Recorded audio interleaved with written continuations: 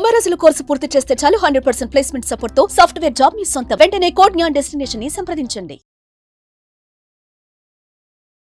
Hello నమస్తే, welcome to Suman TV. ప్రస్తుతం మనతో పాటు motivational speaker and personality development coach Ram మెట్టు గారు ఉన్నారు. వీరితో ఈరోజు కొన్ని విషయాల గురించి మనం డిస్కస్ చేద్దాం.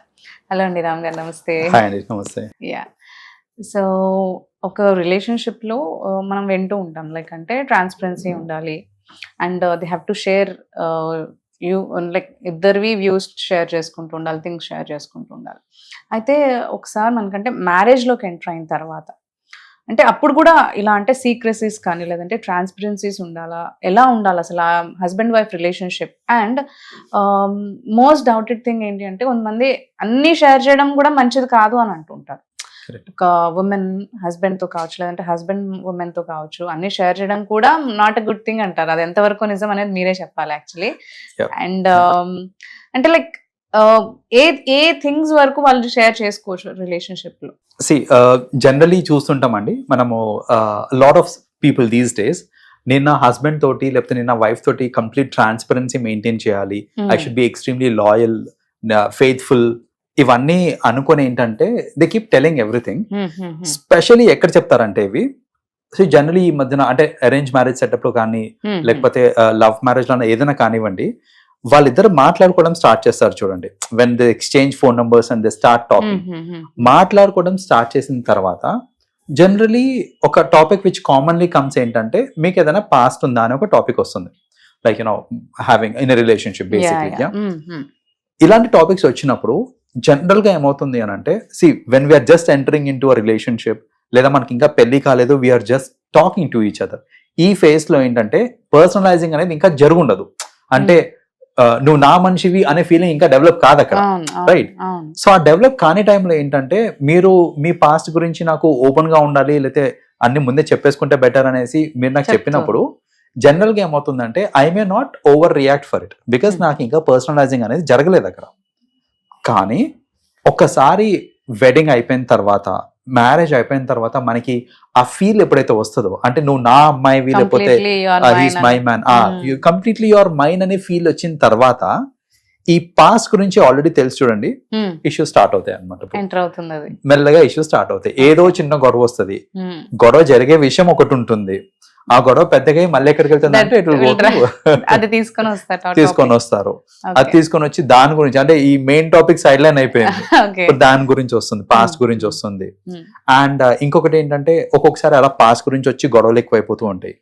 కొన్నిసార్లు ఏంటంటే పెళ్ళైపోయిన తర్వాత పార్ట్నర్ లో గిల్ట్ ఫీలింగ్ స్టార్ట్ అవుతూ ఉంటుంది. ఏంటంటే అరే ఈ అబ్బాయి ఇంతకు ముందు వేరే అమ్మాయితో ఉంటున్నాడు, లేదా ఈ అమ్మాయి ఇంతకు ముందు వేరే అబ్బాయితో ఉంటున్నాడు, now she is with me.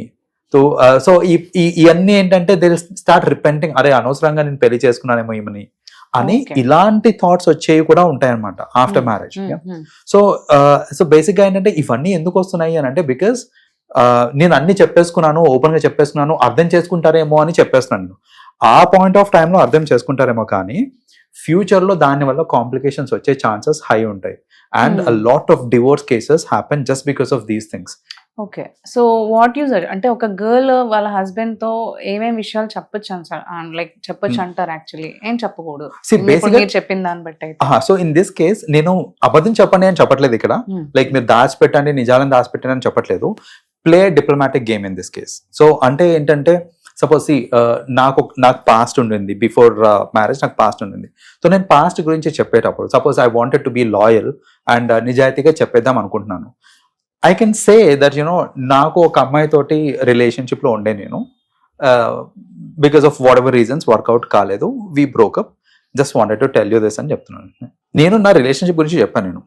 నేను రిలేషన్ లో ఉన్నప్పుడు వాళ్ళతోటి ఫిజికల్ గా ఉన్నానా, ఎన్నిసార్లు we use to be physical, A places కి వెళ్ళి మేము ఏమేమి చేస్తుండే మీకు తెలుసా, నేను ఇక్కడికి ఇలా చేస్తుండే, మేము ఇక్కడికి వెళ్ళి చేస్తుండే, use to have a lot of fun through out the day, use to be together, ఇలాంటివన్నీ ఆ మూమెంట్ లో చెప్తే మీకు ఏమవుతుందంటే ఫ్యూచర్ ఎఫెక్ట్ పడుతుంది. నేను ఎంతవరకు అంటే ప్రతిదానికి ఒక లిమిటేషన్ అనేది ఉంటుంది అనమాట. సో నేను పాస్ట్ రిలేషన్ లో ఉన్నాను అని చెప్పినంత వరకు ఓకే, బట్ రిలేషన్ లో ఉండినప్పుడు నేను ఏమేమి చేశామో ఎక్కడెక్కడ చేసాము ఇవన్నీ కాదు అక్కడ చెప్పాల్సింది. Even if the partner insists that you know sometimes ఏంటంటే వాళ్ళే అడుగుతారు అనమాట, నువ్వు నీకు పాస్ట్ రిలేషన్ లో ఉండే అన్నావు కదా, సో నువ్వు పాస్ట్ రిలేషన్ లో ఉన్నప్పుడు వర్ యూ ఫిజికల్ అనేసి ఇలాంటి కొన్ని క్వశ్చన్స్ అడుగుతూ ఉంటారు అనమాట. సో అలాంటి కేసులో కూడా పొరపాటున కూడా మీరు స్టార్టింగ్ స్టేజ్ లో నిజాలని చెప్పాల్సిన అవసరం లేదు, because we never know how they take it. మీరు డిప్లొమాటిక్ గా దాన్ని హ్యాండిల్ చేయొచ్చు, దట్ యూనో మాకు అంత స్కోప్ లేకుండే, ఆర్ మేబీ నేను ఇంట్లో ఉండేవాడిని, ఆ అమ్మాయి ఇంట్లోనే ఉండేది, parents, so we never use to get time, maximum కాలేజ్లోనే కలిసే వాళ్ళం అంతే అనేది సమ్ డిప్లొమాటిక్ ఆన్సర్. అంతేగాని నిజాయితీగా అన్ని చెప్పాల్సిన అవసరం లేదు. మీ పార్ట్నర్ మీ రిలేషన్షిప్ కొంచెం గ్రో అయ్యి ఓన్లీ వెన్ యూ అండర్స్టాండ్, ఒక పర్సన్ అండర్స్టాండ్ చేయాలి అని అంటే అట్లీస్ట్ ఖచ్చితంగా 3-4 years అన్న టైం పడుతుందండి. మీరు 3-4 years కలిసి జర్నీ చేసిన తర్వాత మీకు ఈ తర్వాత ఏదైనా చెప్పాలనిపిస్తే చెప్పండి, లేదంటే లైట్ తీసుకోండి. అంటే ఈవెన్ చెప్పిన ఇంపాక్ట్ పడదు అనే కాన్ఫిడెన్స్ ఉంటే చెప్పుకోవచ్చు మీరు తర్వాత. And you can give a justification also. నేను స్టార్టింగ్ లో ఎందుకు చెప్పలేదని అంటే because I was not so sure నువ్వు ఎలా తీసుకుంటావో అనేసి తర్వాత చెప్పాలని చెప్పుకోవచ్చు, అప్పుడు అర్థం చేసుకుంటారు. అంతేగాని స్టార్టింగ్ లోనే అన్ని వివరంగా చెప్పాల్సిన అవసరం లేదండి. So this is one thing that you should not tell. Opposite persons ఎవరైనా కానీ విమెన్ ఏదైనా సరే తీసుకురావద్దు. రెండోది ఏంటి that they have to not tell అని అంటే, ఫ్యామిలీలో జరిగే కొన్ని ఇన్సిడెంట్స్ ఉంటాయండి. So with in the family జరిగే కొన్ని పర్సనల్ ఇన్సిడెంట్స్ ఏంటి తీసుకొని మనము అవతల వాళ్ళకి చెప్తూ ఉండకూడదు అనమాట. స్పెషలీ ఎలా అంటే ఫర్ ఎగ్జాంపుల్ ఇప్పుడు పెళ్ళైన కొత్తలోనే మా మామ అట్లా, మా అత్త ఎట్లా, ఆర్ మా బాబాయ్ అట్లా, or whatever it is, they keep telling everything about the entire family. అలా చెప్పినప్పుడు ఏమవుతుందంటే ఒక కైండ్ ఆఫ్ పర్సెప్షన్ ఫార్మ్ అయిపోతుంది హస్బెండ్ కి, లైక్ అరే వీళ్ళ ఫ్యామిలీలో అందరు తేడా ఉన్నారు ఏంటి, లేకపోతే ఏంటి ఇదంతా ఎలా ఉంది. సో అలాంటి విషయాలు కూడా మనం ఏంటంటే స్టార్టింగ్ లోనే చెప్పకుండా ఉంటే బెటర్. ఎందుకంటే పెళ్ళైన కొత్తలో they have to visit all these places, భోజనానికి పిలుస్తారు, ఇవన్నీ ఉంటాయి మనకి, తర్వాత అయినా కూడా పిలుస్తూ ఉంటారు, తర్వాత కూడా ఎగ్జాక్ట్లీ. సో ఎవరు ఎట్లాంటి వాళ్ళని ఈవెన్చువల్ గా వాళ్ళకి అర్థం అవుతుండొచ్చేమో, అది అర్థమైనప్పుడు వాళ్ళకి అర్థమవుతుంది. మీరు ముందే చెప్పేసి, ఇప్పుడు నాకు సపోజ్ ఒక పర్సెప్షన్ ఫార్మ్ అయిపోయింది, అరే వీళ్ళ బావ ఇట్లా అంటా, లేకపోతే వీళ్ళ మామ ఇట్లా అంటా, ఒక పర్సెప్షన్ ఫార్మ్ అయిపోయింది అనుకోండి. నేను వాళ్ళ ఇంటికి భోజనంకి వెళ్ళినప్పుడు I may not be very comfortable, or I may not give the respect that they deserve. So అలా అవ్వకుండా ఉండాలి అని అంటే దిస్ ఇస్ అనదర్ థింగ్. ఏంటంటే ఫ్యామిలీలో జరిగే ప్రతిదీ చెప్పాల్సిన అవసరం లేదు, లైక్ ఇన్ డీటెయిల్ ఎవరేంటి అనేసి. Little bit of secrecy can be maintain in this regard, especially in the beginning days అన్నమాట. So these are the 2 major things అండి. ఒకటి వాళ్ళ పాస్ట్ గురించి, రెండోది we don't have to talk about this thing, the second thing. And vice versa it also holds same with husband also. Like ఏంటంటే husband కూడా past గురించి చెప్పేయటం, ఇవన్నీ చేయకూడదు. కొందరు ఏంటంటే నేను ఇలాంటి కేసెస్ కూడా చూసాను, రియలిస్టిక్ గా వాళ్ళకి ఏం రిలేషన్షిప్స్ ఉండవు, కానీ నేను హీరోని, నేను ఒక ప్లే బాయ్ని, నాకు ఇంతమంది ఫ్యాన్స్ ఉండే, నా కాలేజ్ లో ఇంతమంది ఉండే, నాకు నా చుట్టూ ఇంతమంది ఉండే, ఇలాంటి గొప్పలకి పోయి వాళ్ళు ప్రాబ్లమ్స్ కొని తెచ్చుకుంటారు. ఇలాంటి కేసెస్ కూడా చూసాను నేను. సో అది it's the same with both genders again, like you know women అవ్వచ్చు, మెన్ అవ్వచ్చు. కొన్నిసార్లు ఏంటంటే క్రియేట్ చేసేస్తారు, రిలేషన్షిప్ నిజంగా లేదు అక్కడ, but they create and then they say like ఇంతమంది నా చుట్టూ ఉన్నారు అండ్ ఆల్ దట్ స్టఫ్. ఇక్కడ ఏమవుతుందంటే మీరు ఒకసారి ఒక మాట అనేసిన తర్వాత ఏ లేదు ఊరికనే అన్న లైట్ తీసుకో అనేసి అన్నా కూడా వర్కౌట్ కాదు. ఇంకా కాదు, నేను గొడవ పెట్టుకుంటానని చెప్పి నువ్వు ఇలా అబద్ధాలు సో నువ్వు ఏదో కవర్ చేస్తున్నావు అని ఇలాంటి అంటారే తప్ప నిజంగా లేదు నేను ఊరికే చెప్పానంటే కూడా నమ్మే స్టేజ్ లో ఉండరు.